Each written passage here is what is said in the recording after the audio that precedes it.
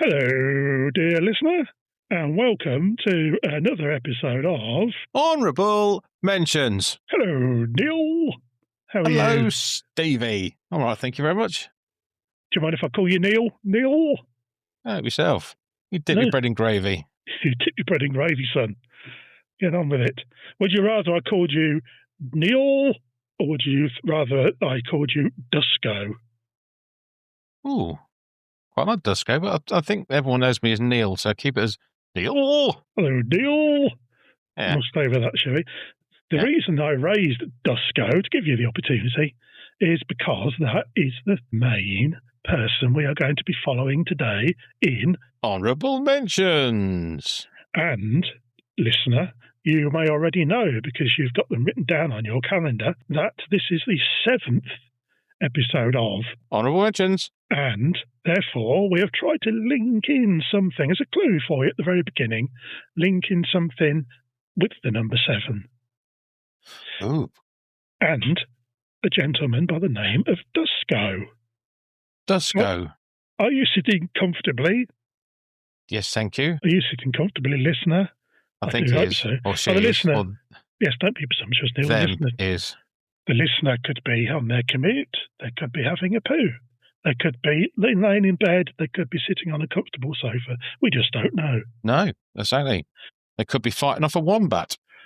They could be fighting off a wombat. They could be swinging a wasp around on a stick. We just don't know what they're getting up to. But Duško Popov. Oh, yes. That's who we're going to be talking about today. Oh. But Duško wasn't his name. His name was Dušan Duško Popov. Duško Popov. Like a nickname, Duško, I suppose. Like if someone is called Charles, they get the name Charlie or Chaz or whatever it may be. Same with Dušan and Duško, I believe. Yeah. Yes. Because this is Serbia we're talking about. Is he still with us, or has he Popovs? Oh, so you got in there early with your Popov jokes. Thank you. But I best do, because you'll steal the limelight otherwise. Yeah, I'm always doing that. It's not easy, listener, being the one that does all the work, having to write the notes, read the notes, and then Neil just sails in and takes all the... little violin just going off in the background here. Takes all the lines and, just looks like the hero. But anyway, that's enough about me and my life. Duško Popov, this might answer your question as to whether he's still with us, Neil. Yeah. Duško Popov was born on the 10th of July, 1912. So he'll be 113. He might be still with us. Just before 7:15 in the evening. Yeah. In modern-day northern Serbia, which you're going to interrupt me now, so I'll just carry on before you do. In northern Serbia, which, of course, was part of the Austro-Hungarian Empire. At the time, which is imagine what you were just about to say, he was the middle of 3 boys born to Milorad and Zora Popov. Oh, the family, this is the Popov family, were rolling in it. They were, the Popov family. Your dough, your dosh. Oh, money. Your peas, your folding, your bags. Yes. Oh, they were rolling in it. They largely owed their fortune to Milorad's father, Omer. Who was The Simpsons? That's perhaps where you got it all from. No, that was Homer. Right. Homer. Yeah. This is Omer. Oh, okay. Without the... Let's say it could be worth a fortune. Just the Well, he was worth a fortune. Cleaned your teeth. He was worth a fortune. I have cleaned my teeth. Sure? Do you know about in my lifetime or in the last week? Just in the last month? No. Oh, no. Oh, well done. No, I was 7, I think. I mean, you had to do it because your mum was watching. Omer was a wealthy banker and an industrialist who founded a number of factories, mines, and retail businesses. Wow. So it was all down to Omer, even though he wasn't Homer. Even then, records from as early as 1773 describe that one of them was Cliff Richards. It probably was way back then. He was going on a summer holiday to Serbia. But even then, records from as early as 1773 describe the Popovs as being loaded. Wow. So this is a family that comes from some wealth. Cha-ching! Milorad expanded the family's business interest to include real estate dealings, and don't you just know it? Look at that. He started to make even more money than they had in the first place. Money comes to money, doesn't it? Popov spent long, warm, and idyllic months of the year in their large Dubrovnik home. That's nice. Croatia, isn't it, Dubrovnik? It is, Stephen, yes. Didn't they film some of the Game of Thrones there? No idea. In Dubrovnik, I think they did. And they kept a manor in Belgrade, where they spent the winter months. Oh. They were attended by servants, even on their travels, and were only troubled by which yachts to take between their villas. Oh, that's a tough decision, isn't it? That's a horrible decision to have in life, isn't it? Yeah. That's a problem. You've got to choose which yacht to take. Yeah.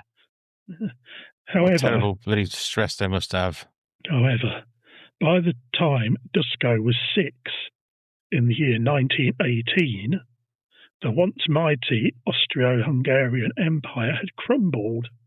Any idea why the Austro-Hungarian Empire crumbled in 1918, please, Neil? Was it something to do with the 1914-1918 war? It is everything the Great to do. War. Everything to do with the 1914-18 Great War, Neil. Yes, that is Thank correct. You. Well done. Thank you very much. No, really, I'm proud. Got a little. Can you see that? Like a little tear. I'm very, very proud. The empire had crumbled into a number of smaller states, some of which were incorporated into the kingdom of the Serbs, Croats, and Slovenes, which was renamed to the far less catchy title of Yugoslavia in 1929. Wow. You'd have thought, really, the kingdom of the Serbs, Croats, and Slovenes. Yeah. Would have took, if they ever won an Olympic medal, you'd be there for the next 2 hours while they just read out the name of the country. So, yes, it became... Imagine the size of the flag. It became Yugoslavia, I know. Imagine the size of the passport. This Serb-led state was plagued by infighting amongst its various ethnic groups, but the Popov family managed to rise above it all and continued on enjoying their luxurious lifestyle. Hot air balloons, probably. That's what money does for you, isn't it? Yeah. Duško and his brothers spent most of their time along the shimmering turquoise waters of the Adriatic coast. Oh, you paint a lovely picture. I do paint a lovely picture, don't I? Look, there's a little clown I've done in the corner. That's very good.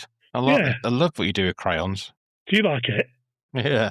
Yeah, a little house there with some smoke coming out the chimney. You see that? Yeah. And the sky's just a blue strip in the very top. That's it. They were avid athletes and outdoorsmen, the Popov boys. Milorad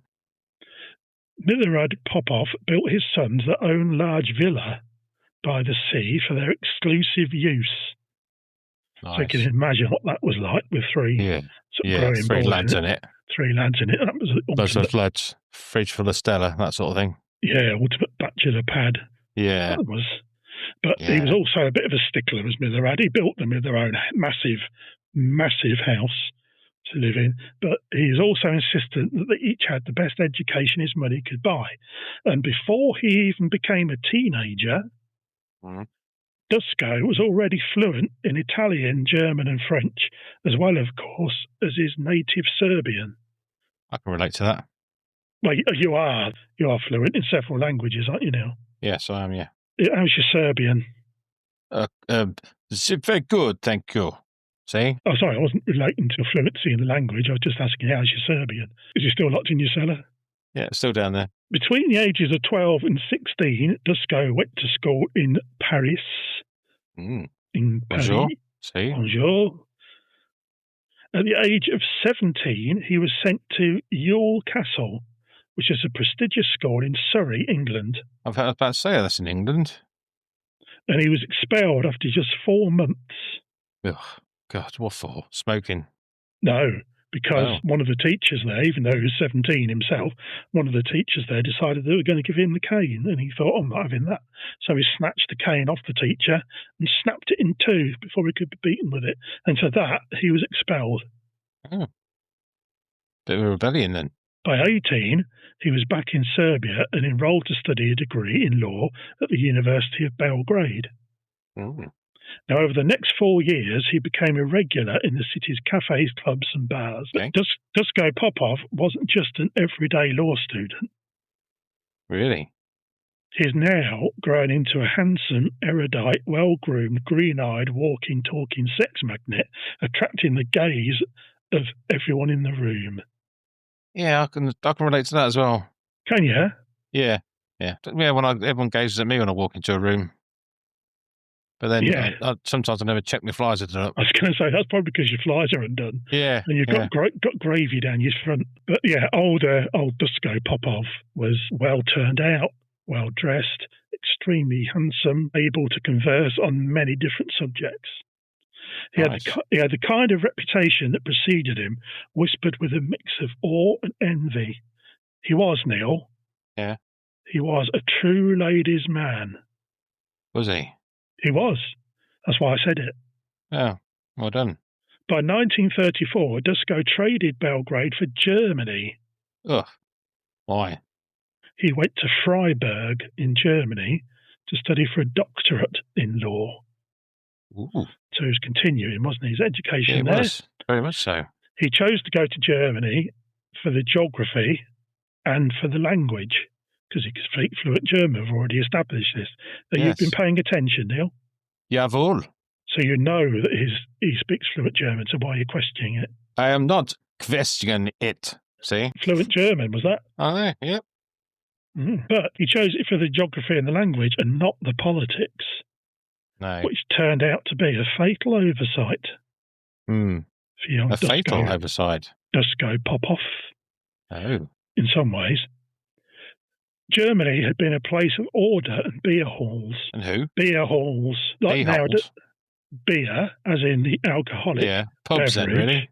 And halls. Pubs? Like the Munich Beer Festival and that sort of thing. Oh, okay. But it was now, this is Germany still, right? So we're going back now to when it was... 1934. Well done. Paying attention. So just got 7:30. He found it to be the site of mass book burnings, political suppression, and he found the beginnings of a systematic destruction of the Jewish population. No, I know you're saying, certain person. Yes, we're not going to mention who was responsible for that. No. Or are we? Ooh. Anyway, Duško, initially oblivious to all this and very much ignorant of it, just walking past burning books and thought, fair enough. Fair enough. Must be a German thing. Got to do something to keep him warm, he thought. Yeah. Duško found his senses slowly sharpened by the chilling reality of what was going on. It was at Freiburg that he met a young man named Johnny Jebsen. Johnny Jebsen. JJ. Johnny Jebsen was the rich son of a shipping magnate, and he also enjoyed the playboy lifestyle, which matched pretty much exactly with our boy Duško. Wow. What, he had a lot of girls in scantily coloured outfits walking around with bunny tails? More or less, the pair of them. Their friendship blossomed with a love of fast cars, late nights and womanising. Dirty pigs. So you see now why I said more or less. Yeah. As the political heat intensified, Duško became increasingly vocal. He watched horrified. Ah! Jawohl! Thank you very much. As foreign students were swayed by smooth, well-rehearsed pro-Nazi propaganda. Yeah. He realised the German debaters were hand-picked party members, their arguments polished to a lethal shine. It was a fix, he said. Yeah, it is a fix. And Duško Popov hated a fix game just as much as he now hated the Nazis. Yeah, good lad, Duško. He's a good lad, isn't it? So what's he going to do? He corners Jebbers, doesn't he? He says, does he? Jebbers, come on, pal. Jebsen. We need to sort this out. Because Johnny Jebsen was the president of Freiburg's prominent debating society. Ooh. As if by coincidence. Our friend Duško persuaded him to hand over the debate topics well in advance. Oh. Armed with this intelligence, Duško, who was now also fluent in English, became the go-to coach for the British and American students. Lad. He even stepped into the arena himself, delivering 2 blistering speeches arguing for democracy. Yeah. How do you reckon he did the English? Do you reckon he was like for the English students? Hello. Yes, definitely. Good afternoon, chaps. This is getting to talk about democracy. Yeah, democracy. And then for the Americans... Hi, guys. High fives, everyone. Whoop. They would literally everything, the Americans. Woohoo! In the summer of 1937, so it's nearly 28 now, Duško finally finished his doctoral thesis. He was packing his bags to leave Freiburg when his apartment door was kicked down by the Gestapo. Was it? It was. I don't just say these things for fun. They took Just Eat to another level, didn't they? But I think they were delivering him anything. The Gestapo accused him of being a communist. Duško was dragged off to prison with no formal charges and no trial. Just iron bars and a stone cell. That's not fair. His charm and good looks were utterly useless in there. For there was no female staff. So you just be aware of yourself, young man, because you might have the charm and good looks on the outside, but if you were to find yourself in a prison, they could become your worst trait. In 8 terrifying days, this ladies' man was just a number. What number was it? I don't know. Okay. Let's pick one. Well, we're going to tie it to 7, so let's say he was number 77. Yeah, it's a good lad. Good lad. Yeah, we'll call it that. On the outside, though, so while Duško is in his little cell there thinking, oh, no, well, I've got his iron bars and stone wall cell. On the outside, Johnny Jebsen had contacted Duško's father. Oh, influential man. The elder Popov pulled strings that reached all the way to the Yugoslav Prime Minister, who in turn raised the issue with none other than Hermann Göring. Ooh, heard of him. The second most powerful man in the whole Reich. Second only to...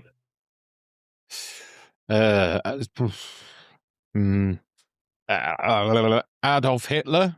The door eventually clanked open and Duško was free. Yay! Off you go, Duško. But he was under threat that he had to leave Germany within 24 hours, never to return. How do they know he went? They kicked him out. They follow him. He didn't want to hang about, did he? Oh, I suppose not. He wasn't going to chance his arm. I suppose he just got over the board and then turned around and went, arseholes, just so they couldn't do anything about it. Yeah, then ran off. He collected his belongings and immediately boarded a train for Switzerland. As you would. Toblerone's good. As the locomotive hissed to a stop in Basel, Duško stepped onto the platform and guess who was standing there waiting for him? JJ. Yes. Yes. Good old Johnny Jebsen. Good old boy. Duško couldn't believe it when his friend told him what he had done for him. So he said, if you're ever in need of any assistance, you need only to ask. Oh, was it steamy when they'd come out the train and they ran to each other along the platform? What do you mean by steamy? Do you mean actual steam from the train? Or do you mean steamy as in like the sexual tension in the air? It could have been a little bit of that, but I'm more about the steam coming from the engine. Oh, I'd imagine so then, yes. Yes. Yes, I don't think they were loosening their clothing or throwing it behind them. No, so it's running slowly to each other. Yeah. Yeah. In February 1940, so we are on 20 to 8 now, Duško returned to the sun-drenched shores of Dubrovnik. Don't blame him. In modern-day Croatia, and began practicing law. But a man Who did he practice with? Well, you thought he'd be pretty good at it because he's got his degree and he's got his doctorate. But he's getting people in trouble and then trying to get them off. I don't know, but he's having to practice. Who knows?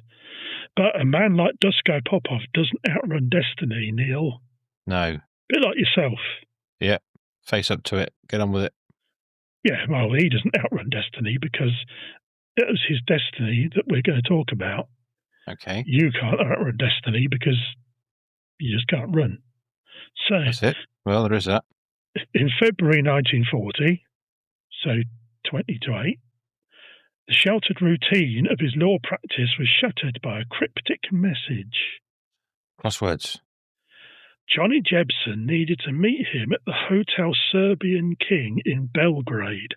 Well, that wasn't very coded, was it? Well, that's all he knew.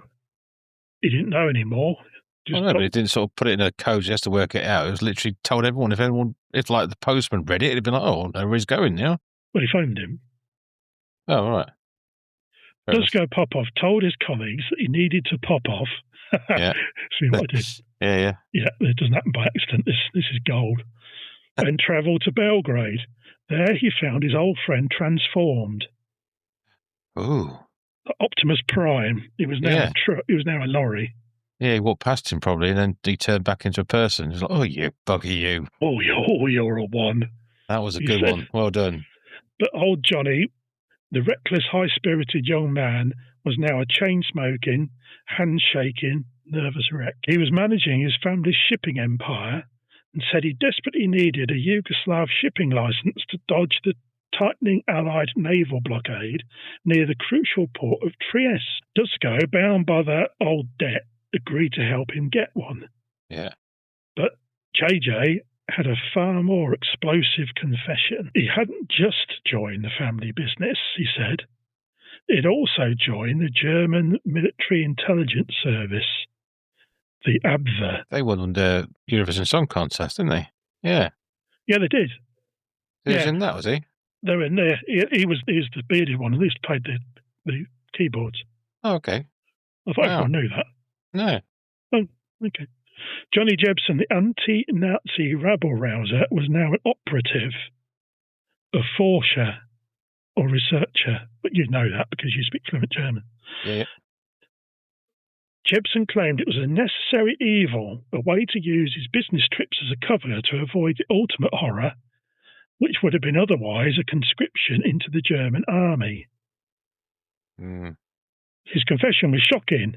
It was confusing, but it was, as Duško instantly realised, an opportunity. He wasted no time and immediately sought out a man named Clement Hope. There's a lot of hope in that, isn't there? Clement Hope was the passport control officer at the British legation in Yugoslavia.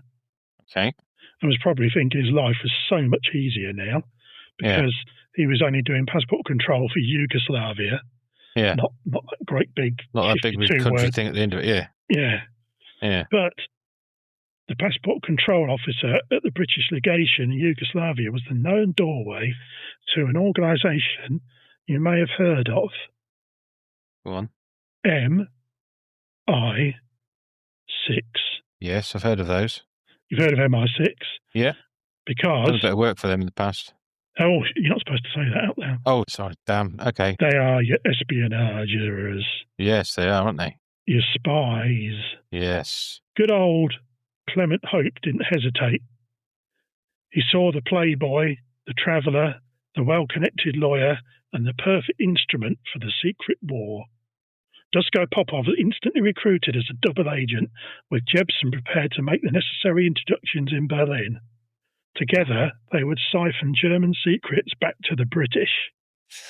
Good lads. Duško was given the codename Scoot. Scoot. But eventually, he would become known to his handlers as Tricycle. Tricycle? Tricycle. I've heard Scoot. You might not when I tell you why he was renamed Tricycle. Right. Because there's strong evidence to suggest that he was given the code name because of his appeal to the ladies and his particular fondness of the odd ménage à trois here and there. He took 3? I'll talk to you offline, Neil. It's going to be easier. I'll explain what that is to you later. Okay. I'll get some glove puppets and I'll run you through. Hope's instruction to Tricycle was simple. Yeah. Cooperate with Jebsen and play the Germans at their game. Which is a good job that he was Serbian and not English, because he'd have lost on penalties, wouldn't he? Yeah, would have done, yeah. But there he was. On the Abwehr's payroll is codename Ivan. Ivan. So that's what they were calling him. Yeah. Because they've got no sense of humour. They've got no imagination either, have they? No, I mean, we Tricycle because he was there doing what he was doing. Yeah. Duško moved to London, establishing a front as an international import-export businessman. This provided the perfect cover for his visit to the spy capital of Europe. Do you know where that was? Spy capital of Europe. During the Second World War? Second World War? Somewhere in Switzerland? No. Paris? Belgrade? No, you're just going to shout out cities. Yes, I'm going to keep going until you say yes. Copenhagen? No. Oh. Madrid? No, so you've gone with Paris, you've gone with Copenhagen, you've gone with Belgrade, all of which, of course, were under Nazi control. Yeah. You're getting closer with Madrid. Am I? Lisbon? Oh, now. Yes. Oh, I can edit that, can't I? So it looks like you just nailed that. Yeah. Yeah, so the spy capital of Europe at that time was neutral Lisbon in Portugal, not to be confused with Lisburn in Northern Ireland, because you looked a bit of a fool if you turned up there. Yeah, but he'd be on his own, wouldn't he? Yeah, this is in Lisbon in Portugal. A weekly civilian air service linked the UK to Lisbon, which is rather handy. Yeah. And it was there, in the gilded cafes and discreet hotels, that Duško would meet with his German handlers, feeding them a steady diet of MI6-approved half-true intelligence, necessary to keep the Germans smiling and unsuspecting. That's a lot to keep Germans smiling. Well, it does take a lot, doesn't it? Yeah. You have to keep giving them a bratwurst. Yeah, something like that. Did I ever tell you I've got a phobia of sausages? No. I fear the worst.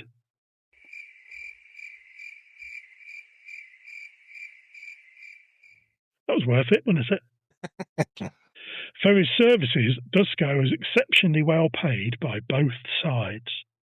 So he was creaming it in. But the true value wasn't the cash, it was the assignments the German intelligence services gave to him. They were gold mines for the British, revealing enemy priorities and military thinking. Duško Popov was a legend in the making, a man of lethal effectiveness. A bit like yourself again, Neil, really. Yeah, absolutely, yeah.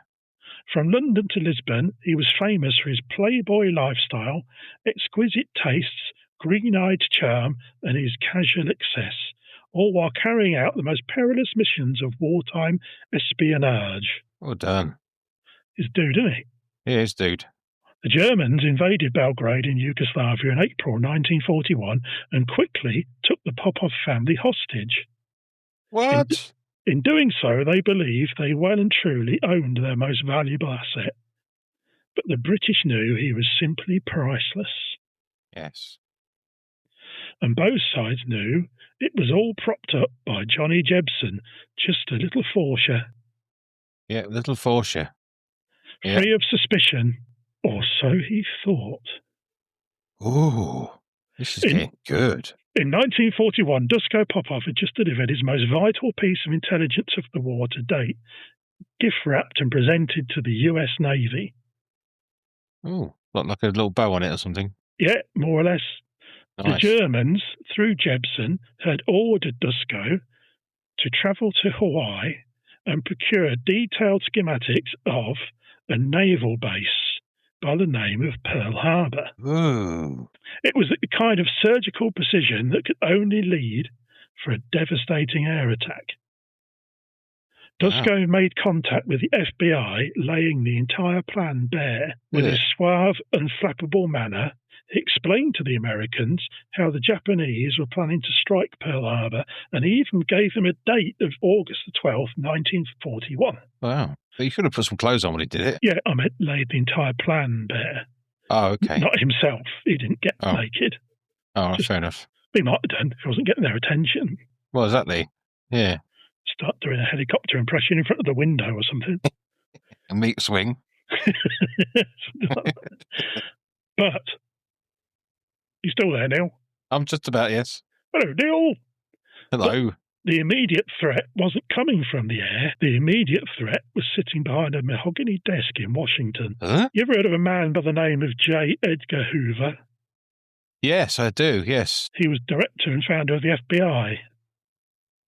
MI6 sent a clear notice that Tricycle, who was Duško, was a certified double agent, a priceless asset working for the Allies under German cover.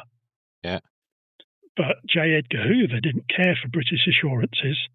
He saw the immaculate suits, the Serbian rogue, the man women seemed unable to resist, and he smelled deceit. Did he? Do you think he could have been a bit jealous? Yeah, I think so. I think so. Yeah. The intelligence was filed, or perhaps worse, buried. Decades later, Duško would recall his meeting with the FBI and the chilling realization that his warnings of a colossal impending disaster was simply ignored. Really? Hoover's distrust turned into outright hostility when Duško bought one of his lovers, who was a beautiful, glamorous French film actress called Simone Simon. Simon? The parents must have been up all night. Oh, yeah. Mrs. Simon, what should we call our daughter? Oh, I don't know. Well, if it was a boy, I'd have called it Simon, so stick an E at the end of it. Yeah. No, that would have been S. Simon. No. Stick an E at the end of it. Simone Simon. Instead of Simon. Right. I-T-E. Crevice. Duško bought one of his lovers, a beautiful, glamorous French film actress called Simone Simon. I've already explained this, Neil. Yeah. From New York State to Florida. Nice. Nice part of the world. At which point the FBI pounced. Hoover didn't use espionage laws, he used the Mann Act, a statute against transporting women across state lines for immoral purposes. Ugh. He's got to prove it, hasn't he? It was a vicious, petty threat. Get out or I'll ruin you. Well, I'm an idiot. So Duško left the US with his intelligence unused, even though he'd handed them a new and ultimately accurate date for the attack on Pearl Harbor, which had been pushed back to December of that year. Mm. So they had it. Had it all there. They could have stopped Pearl Harbor. Wow. I don't know what that would have meant to the war, because would the Americans come in? Well, they probably would, because they knew that they were under attack from the Japanese. But it would have stopped Pearl Harbor, and it probably would have stopped Hiroshima. Yeah, ultimately. Oh. However, Duško's greatest triumph was still to come, and it changed the course of the whole war. By 1944, he was a crucial player in something called Operation Fortitude. I've heard of that. The objective was to convince Hitler's high command that the inevitable Allied invasion, D-Day, would strike at Calais, not the actual target, which was Normandy. Yes. So this is, do you know Operation Mincemeat? Was that the one when they got a corpse and they put all papers on its body? No. The Allies got a corpse of a homeless person, I believe, and they decided that what they'd do, they'd drop it in the ocean in uniform with some information in its pockets about the planned invasion of Calais, which all fed into this other subterfuge that was going on with Duško, and basically to convince the Germans that we were going to invade Calais and not Normandy. They also, didn't they have a lot of inflatable, like tanks and things like that they put along the coast? Yes, they did, and things like that. So from the air, it looked like there was everything was all merged at one point. Yes. Yeah. So there was a whole thing going on there, a whole illusion. Yeah. Back at the opulent Hotel Palacio in Lisbon, Duško fed the Germans meticulously crafted misinformation, and our little continental cousins swallowed the bait, a fact corroborated by intercepts of high-level German communications decrypted by the code breakers at Bletchley Park. Wow. So by this stage, we were feeding them a load of bull. They were falling for it. They didn't know that we knew they were falling for it, because Bletchley Park, they were decoding the Enigma messages that the Germans thought were unbreakable. Then came news of a shattering blow. Oh, go on. Johnny Jebsen was arrested by the Gestapo in Lisbon. In Lisbon? In Lisbon, even though it was neutral territory. Yeah. The British immediately panicked. They thought, will Jebsen crack under torture? Was Tricycle now compromised?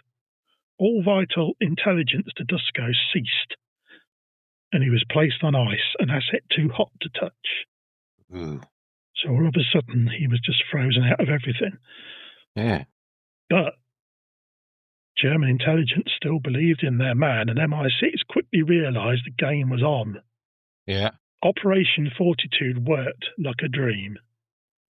Germany held their crucial reserves at Calais, waiting for an attack that never came. and the D-Day Normandy landings were a success. Wow. But they weren't a walk in the park by any means. No, exactly, no. But they'd been a lot better if he hadn't done what he'd done. Hell of a lot worse, should I say. Hell of a lot worse. Exactly, without the full weight of the German army waiting for him at Normandy. Most of the German army are off at Calais. I cannot see them through my telescope. That's German. Was it? Yes, I'll translate. He said, I cannot see them through my telescope. I was going to ask you to translate because I didn't understand the German. Yeah, there you go. I don't speak these languages, you see. There you see. Thank you. You're welcome. You. Also, the listener, I don't know whether can you speak German, the listener? I'm glad Neil's here to translate when he does. Yeah. But the victory, Neil. Yeah. Still there? I'm just here. Victory came at a terrible price. Ooh. What, like 2p? For Duško. Why? Because news filtered through that Johnny Jebsen had been brutally executed by the Nazis. Oh, they're gits, aren't they? Duško was devastated. Yes, they famously were gits. Yes. Yeah. I think that was probably what they're most famous for, the Nazis. Duško was devastated. He'd played his game perfectly, saved thousands of lives, and yet the only man he truly trusted was gone, sacrificed to the very deception they had perfected. Yeah. He was a hero, he was a survivor, but now he was alone. Yeah. Poor old boy. The war was ending, but for Duško Popov, the most dangerous game was about to begin. He held the secrets of the Allied victory, and he held the shame of Hoover's failure. And he knew that in peacetime, men who knew too much rarely lived to enjoy it. Really? Who would come for him first, the Germans seeking revenge or the Americans seeking silence? Wow. Who do you think? Possibly the Americans because of a Pearl Harbor thing. The answer? Yeah. Neither of them. Duško Popov didn't die until 1981 at the ironic age of 69. Wow. Why is that ironic? Well, given his little sporting background. Oh, yes. Sorry, yes. Yes. He was described as an intelligent, cultured man, and he charmed most people who came into contact with him. Anyways, Neil, right? Hello, Neil. Hello, Stevie. Why, oh why, are we choosing to dedicate an entire Honourable Mentions episode to Duško Popov? He's already done some incredible things. He has, hasn't he? Wonderful things. Well, man. But it's not his wartime heroics that makes him worthy of an honourable mention. Instead, it was something he did during the war, just before the Abwehr flew him out to Hawaii. Something that, to him at least, was completely unremarkable. One evening, dressed in a perfectly tailored black dinner jacket and bow tie, Duško was playing baccarat in the Estoril Casino just outside of Lisbon. Mm-hmm. Now, as you'd know, baccarat is a card game. I didn't know that, no. I thought it was a singer or a composer. You're thinking of those two ladies who sung Yes Sir, I Can Boogie. I think they were called Baccara or something like that. I'm thinking about Burt Bacharach. Oh, Burt Bacharach. Yeah. Burt Backache. Yes. Yes, of course. He did Raindrops Are Falling on My Head. That's it. Yeah. And all sorts of things, didn't he? Walk on by. What do you get when you fall in love? Okay. Do you want me to go on? No, that's perfect. Thank you.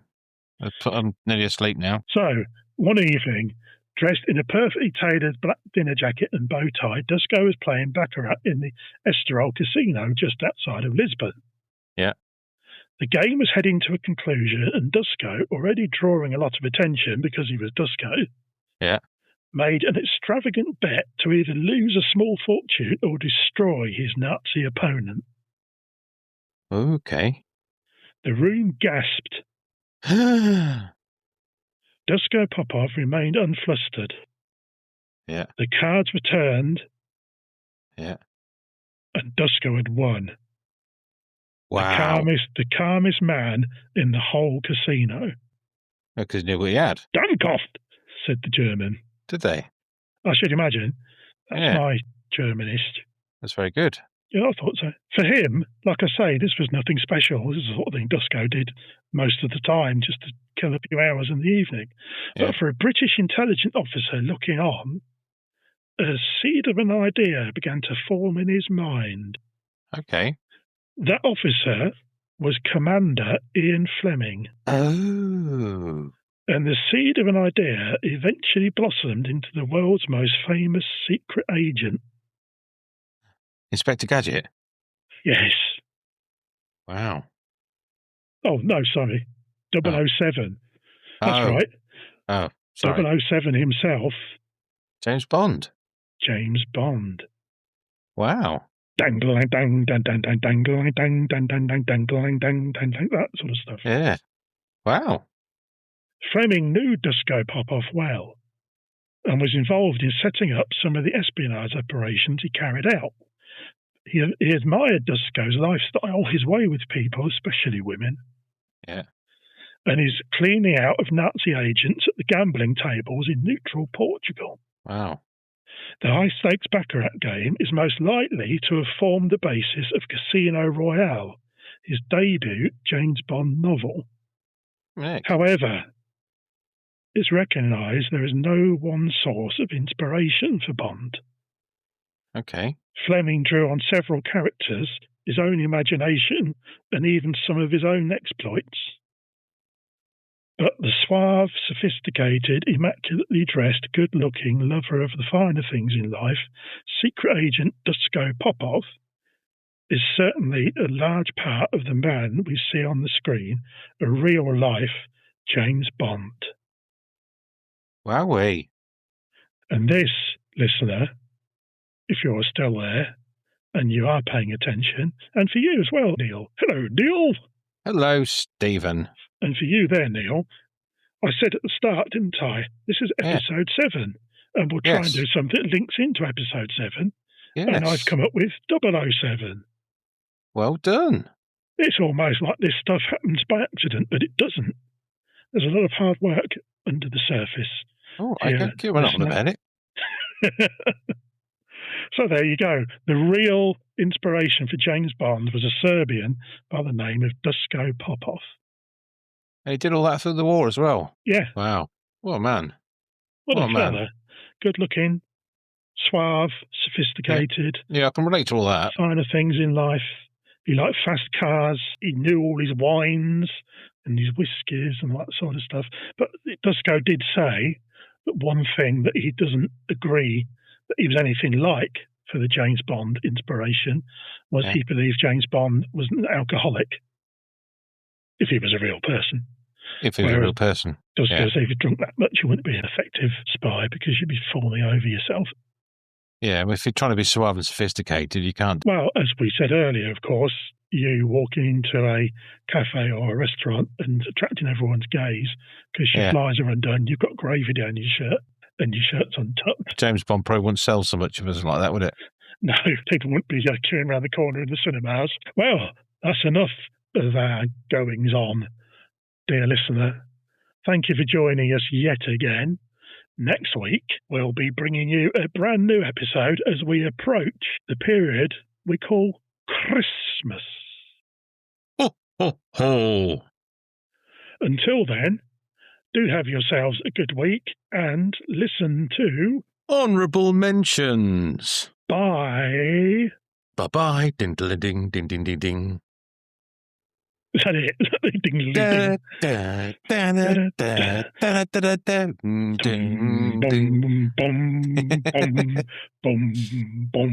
Why are you walking sideways and turning suddenly with a gun in your hand? There you go. Well done. Thank you. Thank you. Bye. Bye then. Bye. The name's Bond. Not that one, but a totally unrelated, non-copyright infringement Bond. Shaken, but not stirred. I'm here to thank you for listening to yet more bilge from those Honourable Mentions boys. You know, MI6 has them piped in to break prisoners in interrogation. Remarkably effective. 20 minutes, tops, and they can't take any more. So, thank you. Your support means a lot to them and the country. Please keep the podcasts going by liking, subscribing, and sharing, and don't forget to leave a 5-star review. Most important, that bit. If you can believe it, Honourable Mentions is actually researched by someone called Webb, Stephen Webb, Flat and No Froth. It is an Uncover Brothers production, and the theme tune was written and performed by Pepe and the Bandits. Maybe if I was the actual Bond, I could have them write my theme too. Please look them up wherever you stream your music, and don't forget, you can contact Honourable Mentions on social media or by emailing honourablementionspod@gmail.com. Thank you. Now, Miss Moneypenny, have I just activated my inflatable pocket canoe? Or is that a new skirt you're wearing?